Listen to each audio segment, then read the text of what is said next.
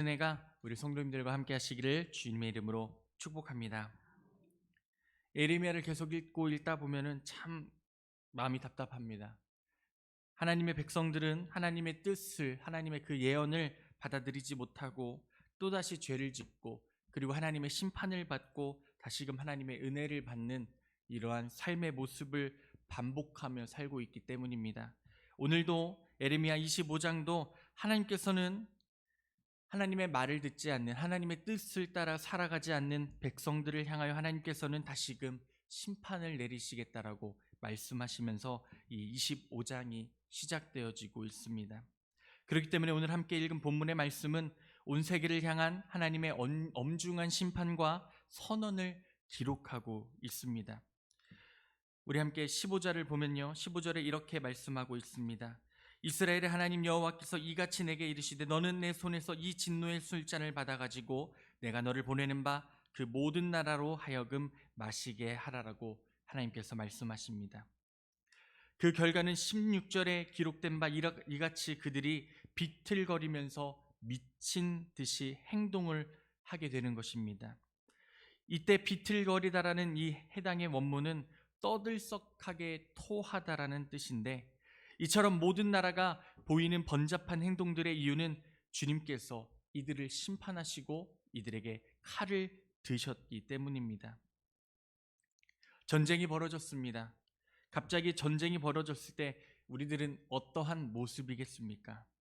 아마 몹시 당황하면서 자포자기하며 멸망으로 치닫는 이 나라를 위기 상황에서 건져낼 수 있을까? 아마 술에 취한 사람의 모습을 빗대어 하나님께서 말씀하고 계시는 것입니다.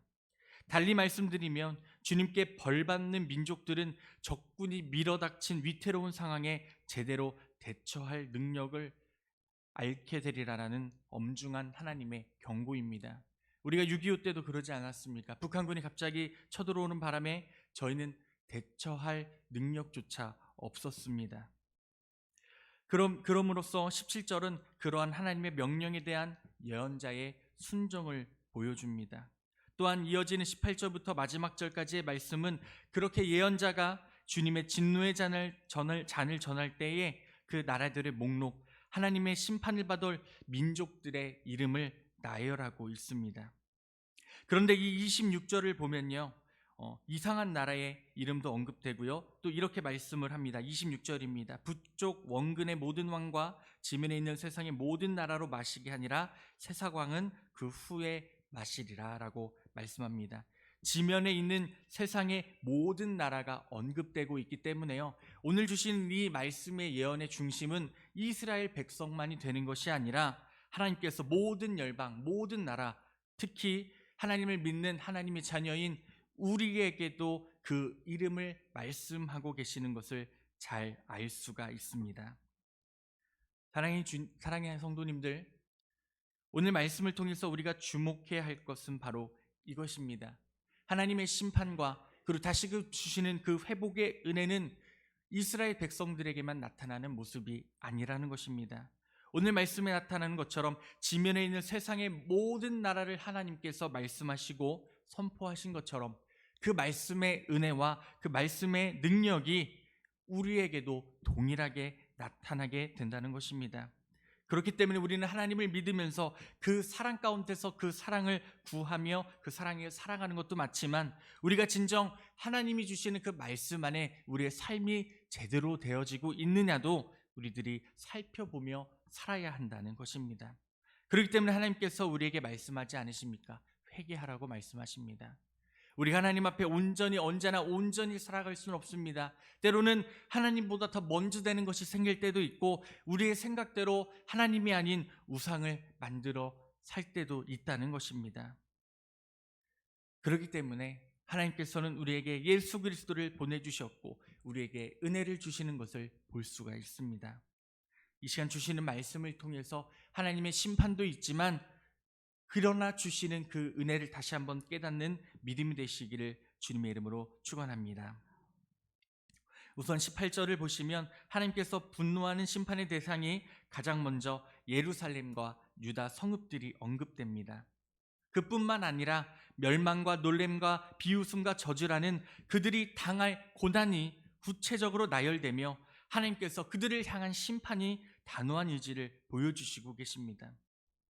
이렇듯 하나님의 택함을 받은 하나님의 백성들 역시 분명히 진노의 대상이 된다는 것, 더 나아가 가장 엄중한 체벌을 요구받는다는 사실은 예수 그리스도로 말미암아 참된 이스라엘로 부름받은 우리 모두에게도 중요한 교훈을 안겨주는 것입니다. 복음은 죄의 억압에서 우리를 해방시켜 줍니다. 복음은 우리에게 참 기쁨과 소망을 안겨줍니다. 또한 동시에 복음은 그리스도인으로서 하나님의 뜻을 헤아리고 전할 책임을 짊어지게 합니다. 완벽한 사람이 있을까요? 저는 완벽해 보이십니까? 완벽하게 잘생기고 완벽하게 키도 크고 아닙니다. 세상에 완벽한 사람은 없습니다. 누구나 다 넘어지고 당연히 실수를 합니다. 만유의 주님께서 그 모든 연약함을 충분히 이해하십니다. 그렇지만 주님의 마음에 전혀 귀 기울이지 않고 멸시로 일관할 때에 매서운 심판을 피할 수 없음을 우리들이 반드시 기억해야 합니다. 또한 본문에서 우리가 눈여겨봐야 할 것은 심판의 목록 중에 가장 마지막에 등장하는 나라 새삭입니다. 그 새삭이란 나라가 26절의 마지막 부분에 나오는데요. 이 새삭이라는 이름의 나라를 혹시 들어보신 적 있으십니까? 성경 속 다른 책에서도 아마 들어보지 못하셨을 겁니다. 성경에 오직 예레미야에만, 그것도 본문을 포함해 단 2번만 등장하는 나라이기 때문입니다. 그렇다면 이 나라는 과연 어디를 가리킬까요? 제가 정답부터 말씀드리면 바벨론입니다. 좀 어려운 내용이라서 최대한 쉽게 설명을 해드리겠는데, 이스라엘 사람들은 히브리어 알파벳 순서를 활용한 언어, 이 숫자 유희를 가장 즐겼다고 합니다. 일명 게마트리아라고 하는 놀이인데요, 이 말씀이 성경 곳곳에 쓰인다고 합니다. 본문의 경우 바벨을 뜻하는 히브리어 단어 3개의 자음으로 이어졌습니다. 그중 앞에 2개는 같은 자음으로서 전체 22개 히브리어 알파벳이라고 설명해드려봤자 어려우시죠? 네.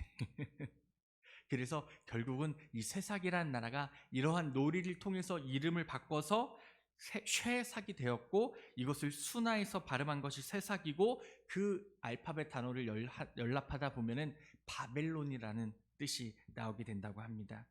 결국 이 새삭은요, 바벨론을 뜻하는 암호 같은 이름입니다. 뿐만 아니라 다른 나라들과 달리 이 유일하게 심판이 미래형으로 기록되어져 있습니다. 정리하자면 이 바벨론은 모든 나라들 중에 가장 마지막에 분명히 심판을 받게 될 것인데, 이것을 비밀스럽게 감추어야 할 만한 이유가 이 당시에 있었다는 것입니다. 그것은 바로 아직 바벨론이 건재하였기 때문에 이 에레미야 선지자가 이 바벨론에 대해서 직접적으로 이 상황 가운데 말할 수가 없었고, 이것을 숨기려 하다 보니까 암호처럼 새삭이라는 나라의 이름을 붙이게 됐다는 겁니다.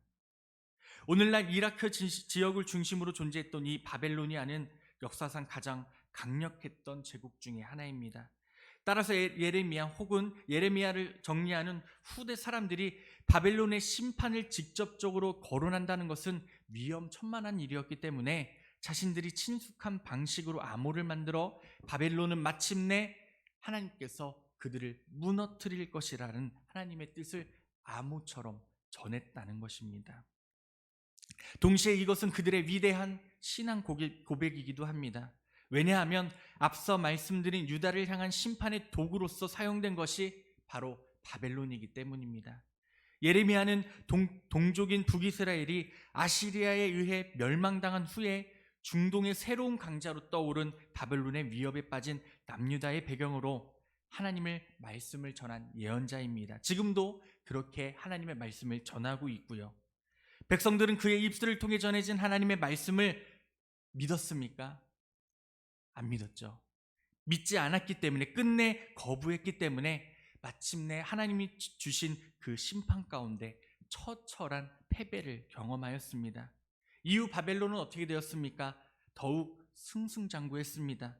그들의 힘과 권력은 마치 영원할 것 같았습니다. 하지만 바벨론 역시 만유의 하나님이 펼치는 준엄한 심판에 결코 예외가 될 수 없음을 오늘의 말씀을 통해서 보여주고 계시는 겁니다.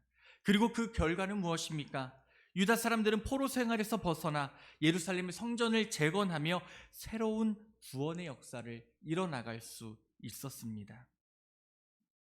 이 말씀에서도 알 수 있듯이 아무리 강하고 아무리 위대한 나라일지라도, 아무리 위대한 존재일지라도 오늘 주시는 이 본문의 말씀처럼 하나님의 심판이 주시는 놀라운 은총을 우리들이 발견할 수 있다는 겁니다.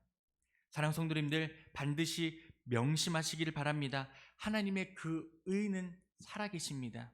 우리가 하나님의 말씀을 진정으로 따르고 의지하고 하나님 주신 그 은혜를 사모하며 나아갈 때에 지금 우리가 비록 어렵고 힘들고 하나님의 심판이 나에게 있다고 생각될지라도 하나님께서는 단호하게 하나님의 말씀을 이루시고 하나님의 진노의 잔을 부으시는 그 능력이, 그 하나님의 칼 앞에 우리는 엎드릴 수밖에 없다는 것입니다.